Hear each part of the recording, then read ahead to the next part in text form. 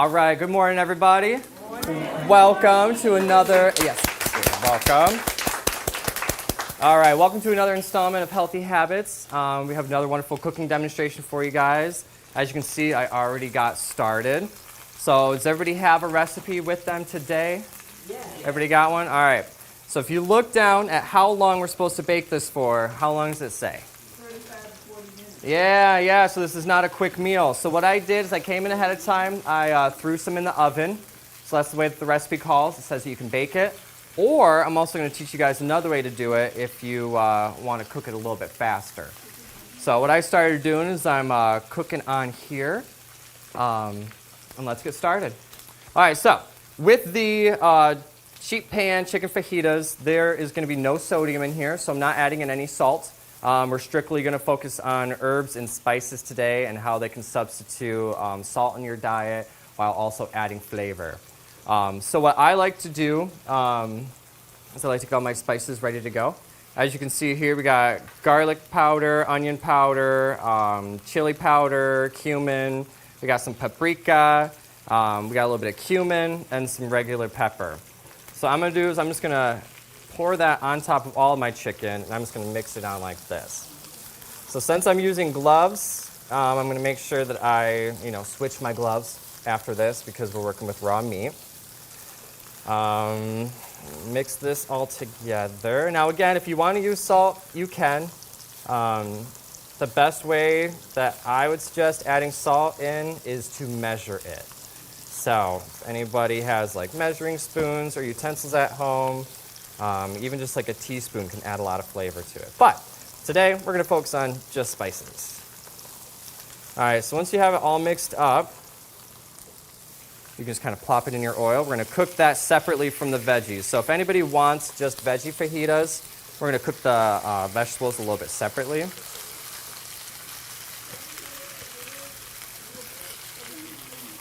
What'd you say? The mirror.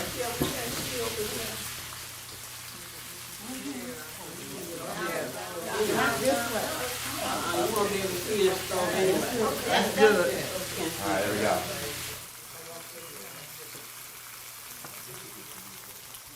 All right, so another thing when you're cooking with meat and vegetables is you don't want to cross-contaminate even with your utensils. So I'm using a completely separate utensil for the raw meat. And then I'm using a spatula for the vegetables over here. Yes? That little thing you got right there. That's spaghetti. What you usually serve. This guy? This is a pasta spoon. Yeah. Also make some meatballs, don't it? Meatballs? Yeah. With a hole in it. Two little gadgets, two little holes in it. Oh, so you can like go and scoop them and But they got the one with the hole in it, and you push it down and make a meatball. Oh, okay. I had no idea. A lot of our little things have like gadgets, you don't know what they're used for, but they are. Yeah. That's a fun little fact. All right. So chicken, that's probably going to take about at least 5 minutes to cook. You might have to add just a little bit more oil if it starts sticking. I'm just going to add just a little bit more. Now with the vegetables, you can either just cook them in a little bit of oil, or if you're adding in a bunch of vegetables at one time, which is what we're going to do today, you can add in a little bit of water, which will help you steam it. So it's not relying on the heat of the oil or the pan. It'll rely on the steam that's being created while the water's evaporating. So we'll add in those. I'm also going to season them. Cumin. Does anybody know what cumin is traditionally used in? What dish? Chili. Indian. Indian's what I was going for. I'm sure it's used in a lot of other cuisines, but the thing that comes to mind is curry. So curry, they use a lot of cumin for it. We got some chili powder. So there's a bunch of different kinds of peppers that all are on a range of hotness. Have you guys ever seen that? It's like the Scoville hot range or scale. Like bell peppers are down here because they're not hot. And then ghost peppers are up here because they're super hot, and it'll show you where they are. Chili powder, I think this is like right around like the first quarter. It's not super spicy, but it's got a little bit of a kick to it. The ones that you want to be careful with, cayenne pepper. This will add some good heat to it. So I'm going to add just a little bit. Let me see. Paprika also has a little bit of a spice to it, but I don't think it's as hot as cayenne. This is just regular paprika, but you could probably totally do it. And then, of course, you have peppercorn or ground pepper. Not technically from the pepper family, but it's still, some people find it spicy. I don't agree with that. And then we got some garlic powder, and then we got our onion powder. So same seasonings, went into both of them. You can play around with them. That's the best thing about seasonings, is that you can always add them as you go. Now, usually when I cook, I usually add my seasonings in at the very last, but I'm just going to add it in right now just to get it out of the way, so then we don't have to worry about it. So some other things to keep in mind when you're trying to avoid cooking with salt. If you want to cook with fresh herbs, those are things that you're going to want to put in at the very, very, very end, or very closely towards the end. Some herbs you take out at the end, such as like bay leaves or thyme or rosemary. These are herbs that you usually put in your dishes while it's cooking, and then at the end of it you take them out. You put a little bit of turmeric in there to make it a little healthier. Yeah, absolutely. Yep, turmeric. Let me see. Does this call for some? No, but you could totally add some in. Turmeric adds like the yellowy, like yellow coloration to it. It's got like a really dark yellow color. What'd you say? Helps with inflammation, and I put it in everything. Yeah, so in addition to a lot of the flavor benefits, there's also a lot of health benefits with herbs. So, I know somebody asked when Ask the Gardener was going to be beginning, which is our in-person gardening series that we mentioned. It's going to be starting, I believe it's June 7th. Somebody could, June...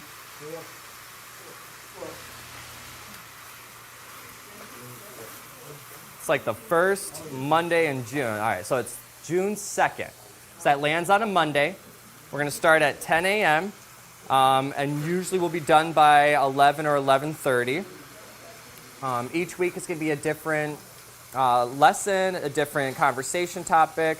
You're going to have the opportunity to bring your gardening questions to me. We're able to discuss it. And then, like I mentioned, each week is going to be a different topic. So one of the topics we're going to talk about is growing herbs, how to use herbs in your cooking, which herbs grow best in Michigan, and which herbs that you can grow inside year-round. So does anybody cook herbs? Does anybody grow herbs? Yes. Can we share our herbs that we have already in our garden? Can we bring some to share? Yeah, absolutely. Those chives, plenty of them. Yeah, well, that's one thing that I'm going to be encouraging a lot of with the Ask the Gardener program is, seed sharing, success stories, struggles, even like bring a baked good to pass or something like that. I want it to be inclusive. I have arrow gardens. You have arrow gardens? Arrow gardens that grow at home. Oh, okay. What? Strawberries, various herbs, Nice. onions. Yeah. That's what's up. Arrow. It's water. Everything is run by water, grown by water. Arrow gardens, yeah. Aquaponics, that's exactly what it is. Yes. In the home, yes. It regulates your light. It regulates everything for you. All you have to do is put the water in. It tells you when to check it, when to feed it, and everything. It's called an arrow garden, yes. Hydroponics. Oh, hydroponics. Yeah. Is that expensive? The machine, no, I would say not. It's worth it. I got some on sale. Okay. Okay, and you get big ones or little ones, different pots, But yeah, I've been doing it for years. You need to share that with us. So what kind of pot do you use? Well, I have two. I have one that has 12 pots. That means you can grow 12 different. Yeah, smaller. And then I have one smaller, which is an 8, which grow 8 different things. Now, the food and everything comes with it. Well, the reason that I asked if anybody's ever grown herbs or anything is because some people try growing herbs on the inside and then don't have success with it. So herbs are super successful are super useful for growing inside, but you have to keep in consideration a couple of things. So, 10 a.m. Yep, that'll be every Monday except for Labor Day, Memorial Day. So, growing herbs. I want to talk to you guys a little bit about that. So some people have challenges growing herbs, and from what I've heard, especially when growing them inside, is getting them established. So one of the biggest issues, does anybody ever have houseplants? Who's got houseplants up in here? Okay, has anybody ever gone to a conservatory before or a greenhouse and you're like, whoa, why are my houseplants not that big? Okay, or why are my houseplants not that pretty or not that happy? Well, the issue is because the greenhouses, they have all the sunlight coming in straight above. There's no barriers, there's no walls, there's no curtains like you might find in your house. So one of the main struggles with herbs is that they don't get enough sunlight when you're growing them inside. One of the best ways that you can do to overcome that is you can get a grow light, or you can simply put it on, I've seen a lot of people just put it on your windowsill if you have it. A lot of kitchens have windowsills right on top of the sink, which is super convenient because then you can just water them and stuff like that. So you can get a grow light, or you can also get some low light herbs. So basil is one of those herbs that needs a lot of sunlight. But something like thyme, where the leaves are smaller and it's mostly wood, if you got thyme and rosemary, they need a little bit less sunlight. So not to say that they don't need sunlight, but so if you're growing them inside, usually sunlight is one of the bigger issues, and then watering. Some people will put their herbs, keep them in the same plant that they bought them in. So has anybody ever taken the plant that you bought outside of its pot? What do you notice about its roots usually? Combined. Yeah, they're all combined. What they call that is it's when it's root bound. Yeah, so it means the roots don't have anywhere to go outside, so they start going in and knotting up, and they can't soak up, they can't expand, and then your plant basically just can't grow. So one of the ways that you can fix that is just by putting them in a big pot ahead of time. And even though you have indoor plants and there's not so much evaporation, if you go outside and you water your garden in the morning, it evaporates really quickly. We usually don't have that in our houses, but you still have to make sure that you're watering it consistently because they will dry out. So You have a larger yield also when you plant them in the ground. If they're in a pot, you won't have as many of the herbs. Is that correct? Pardon me, I'm sorry? You're not, okay, when you put the plants in a pot, you're only gonna have so many in that pot. If you put them in the ground, you get a lot of yield, a lot, and then it expands throughout the yard. So you do have to be careful in the ground planting the herbs. Yeah, well, what did you say? A lot of it has to do with what you're using for soil.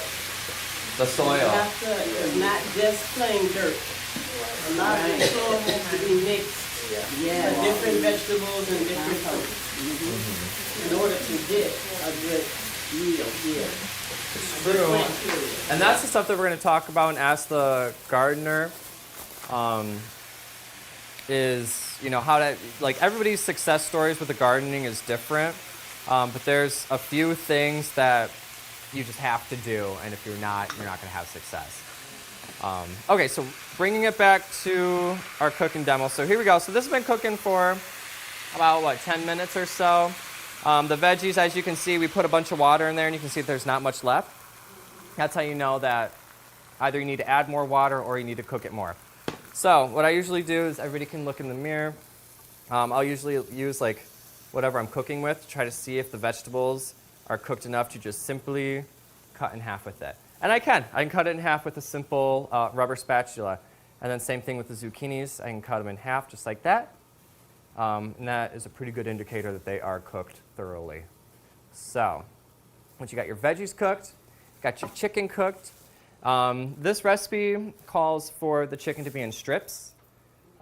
Usually I would do that. I personally just find cooking with cubed meat, especially chicken, easier. Both, it cooks, I feel like it cooks more evenly. I also feel like it's easier to tell when it's all cooked together. And especially when you're cooking for multiple people, I don't know, I feel like it's just easier to cook when it's in little cubes. So this is how you can prepare this dish on the stovetop. Now I also mentioned that we have some going on in the oven, and I want to see. What about an air fryer? What about the air fryer? You can cook my chicken in an air fryer, can you? Sure. I didn't even think about cooking it in an air fryer. I'm sure you could. All right, so I need just a little bit more time. We got about 15 minutes left on it. So what I'm going to do is I'm going to plate one up. I'm going to show you guys what it looks like. And then Dayana's going to come up. We're going to do a little bit of a discussion with you guys more in depth about herbs and spices.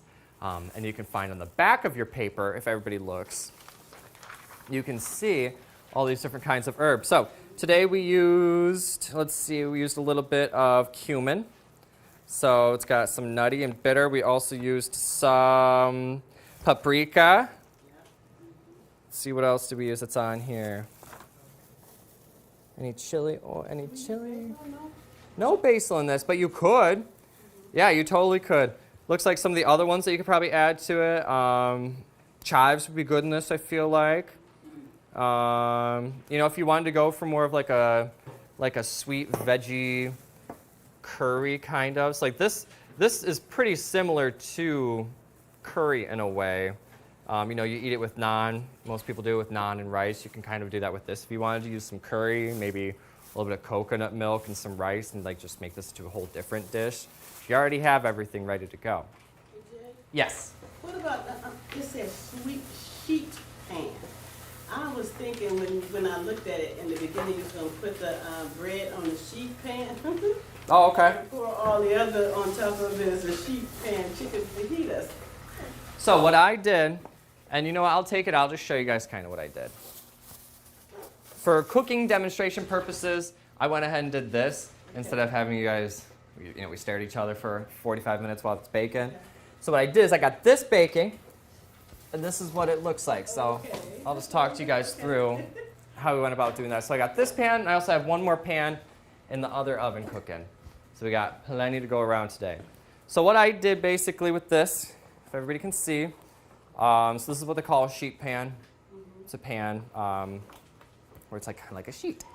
You don't have to use this one. I just like this one because it comes up around the sides. You don't have to worry about any of the liquid going off.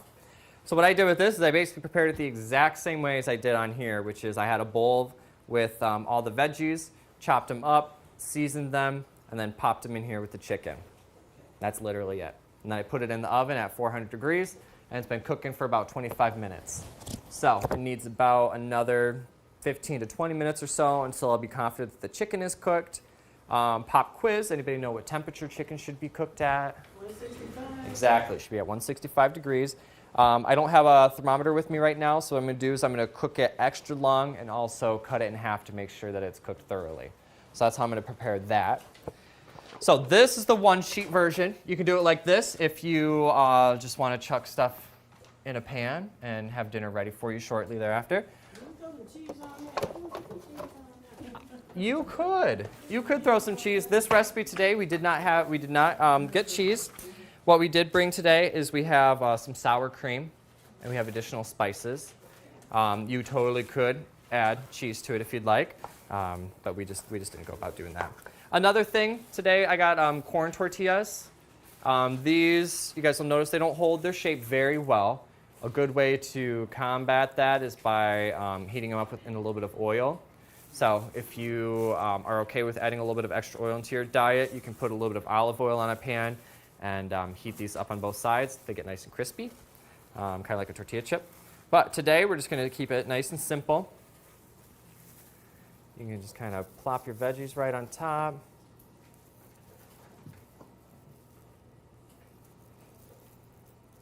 Now for these veggies, I got zucchini, pepper, and eggplant. I also got a little bit of onion, some chicken. Now what I did, because I thought it was kind of cute, I got us a little garnish. I got us a little bit of cilantro. And then I got us a little lime in case anybody wanted to put a little bit of zest in it. So there you have it. We got your little chicken and veggie fajita. What we're going to go about and do is I'm going to wait for these to continue baking. I'm going to let Dayana come up and chat with you guys for a little bit. And we're going to get started and plating this in a little bit, okay? So I'm not going to go immediately start serving this. We're going to wait just a couple of minutes. But for that moment, I'll invite Dayana up whenever she's ready, and we'll pass these out in a little bit, okay? Smells delicious. It should be good. It should be good. I'm excited. It should be good.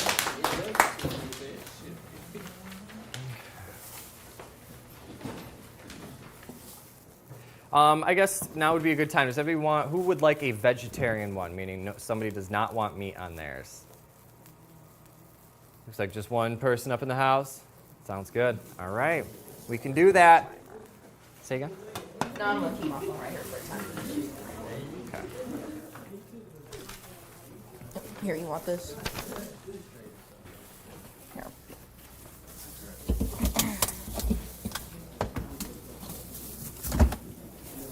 All right. Oh, wait. I brought an example, too.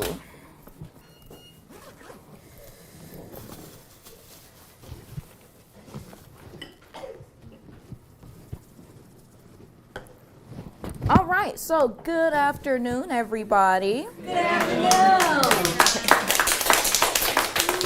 And good afternoon to all of our people at home that are tuning in with us. So today we are going to talk a little bit more about herbs and spices. It really complements the meal that Jake made, especially because he used such an abundance of different herbs and spices. It really shows the versatility of what you can do with these things.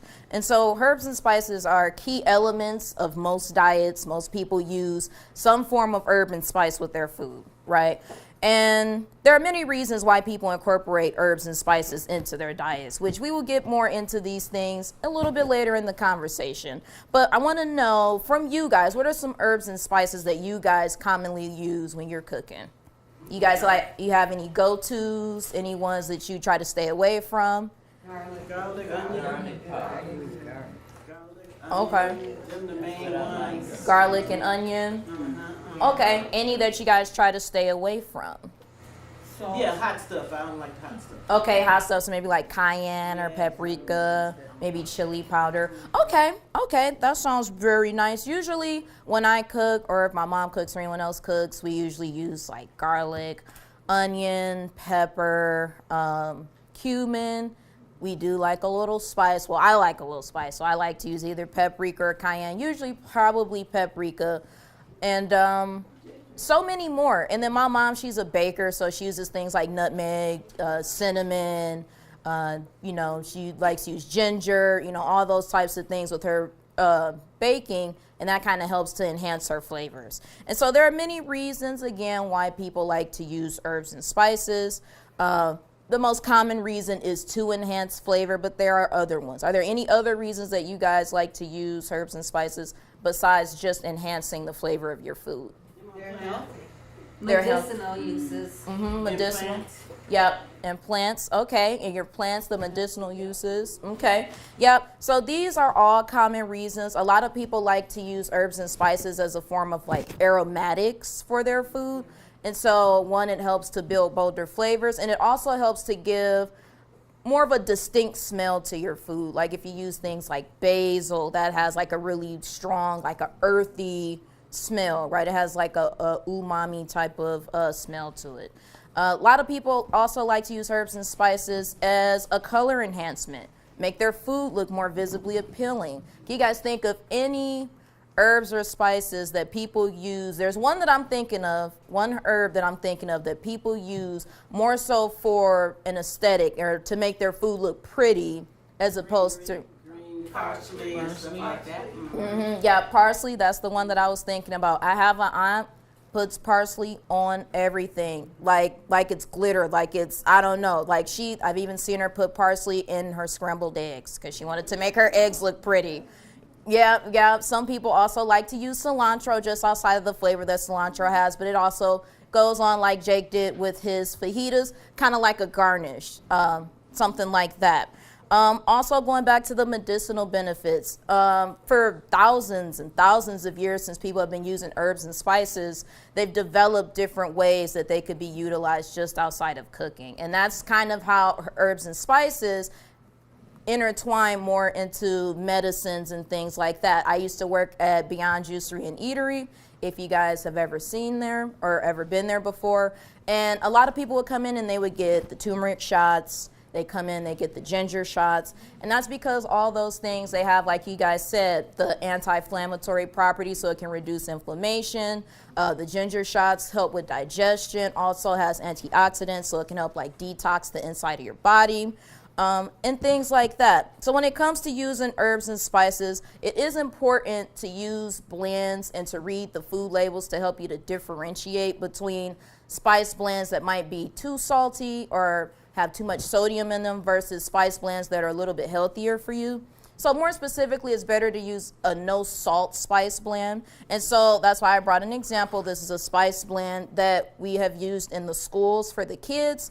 This is a no salt added all purpose seasoning. And it has a lot of different herbs and spices in here. It has dehydrated vegetables like garlic, onion, parsley. It has citric acid spices, including peppers and rice concentrate. But the one thing that's good about this, again, is the no salt added. So looking back on this nutrition label, if we look, let's see, maybe, is there a label? Oh, I don't see a label on here. Well, just looking at this nutrition label, and I can pass this around to everybody too once I'm done. But calories, absolutely zero, right? No calories. Sodium, 0. Total fat, 0. Total carbohydrates, 0. So like all of these categories on the nutrition label that we talked about last week, the categories that we want to keep low, lower than that daily value of 19%, all of these are exceeding that expectation, beating it by a mile, because all of these are at 0. And another thing too is without the salt, well, and the only thing too with like buying salt blends, herb and spice blends versus getting like fresh blends is that this will last longer. The dehydrated herb blends do tend to have a longer shelf life. So like with fresh herbs and spices, if you grow them at home or if you get them from the grocery store or farmer's market, they have a shelf life of about 2 to 3 weeks. If you store it properly, you keep it in your fridge, you keep it cold, or you can freeze it if you want to keep it for a little bit longer. But with the dehydrated herbs and spices, these can last up to, I've seen some last up to a year.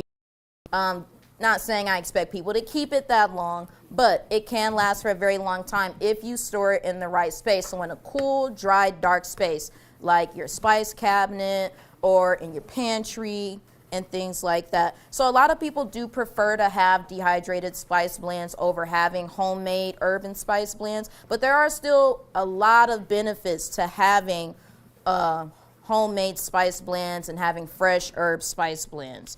And so one of these benefits is that with fresh herbs and spices, you have bolder flavors. So like Jake said, when you use things like thyme, rosemary, or herbs like that, and you cook it down into your food, you cook it fresh, and you put it in there as the food is cooking down, that helps to build more depth of flavor, right? And so that helps to make the food taste better. And then, like he said, once you're done, you take it out.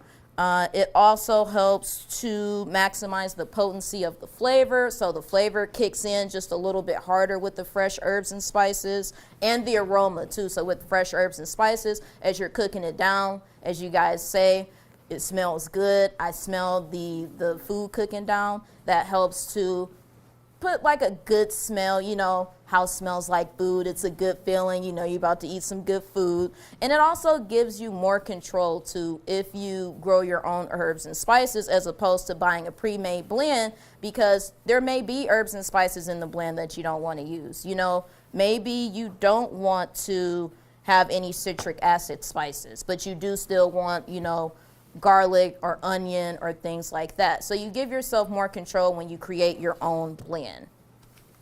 And now back to the no salt blend though. I would recommend people use no salt blends because one, salt acts as a preservative, so it can make the spices last longer, but the more salt that you put into your body, it creates an imbalance between the water that your body creates internally and the amount of blood that your body creates and sustains. So that can raise your blood pressure if you eat too much salt. And another thing too, with the no salt added, it supports your heart health. Just going back to raising blood pressure and things like that. It can help to support your arteries around your heart, help make them stronger, and not throw off the water and blood imbalances. It avoids the artificial additives because there's no preservatives in the no salt added blends. And it enhances culinary creativity by allowing you to pick different herbs and spices that work for you. Especially if you grow your own, you can pick out your own seeds, you can grow them at your own accord. And sometimes some people might find it a little bit cheaper to grow their own herbs and spices as opposed to going back to the store and happen to buy them or happen to keep, buying herbs and spices. It's just a lot cheaper if you can grow them on your own, and you can portion it, and that way you could potentially make it last longer as opposed to something like this where you just kind of, shaking or whatever. You can kind of measure your food out so that it can last a little bit longer. So I'll pass this around. This is an all-purpose, no salt added seasoning. It's just a plain Myers brand, so like no name brand or anything like that. But it's one that I do like to use. It does the flavor enhancing, because a lot of people like to use salt as the flavor enhancer, like salt, MSG, or accent. But when you use herbs and spices, that can reduce the need for the flavor enhancers because you already have that in the materials that you're using. Yes? Question about this sea salt. What's the difference with the sea salt and the regular salt? Is it less calories? Is it less sodium? What's the difference with the sea salt and the pink salt and the regular salt? Yeah, there are different types. There's regular iodized salt. Wow, that's hot. There's regular sea salt. I've seen pink salt. I've seen like Himalayan salt. Yeah, and so I believe it's probably just about the potency, the amount of sodium that's in each of the different salts. I will say that some of those salts taste saltier than other ones. Like I will say that sea salt is definitely tastes saltier than iodized salt, but I've had Himalayan salt, and I think that's the saltiest type of salt that I've tasted. So when I use those types, the saltier it is, the less that I use. Right, so with the Himalayan, I use just a tiny little sprinkle, but with the regular iodized salt, might use just a little bit more.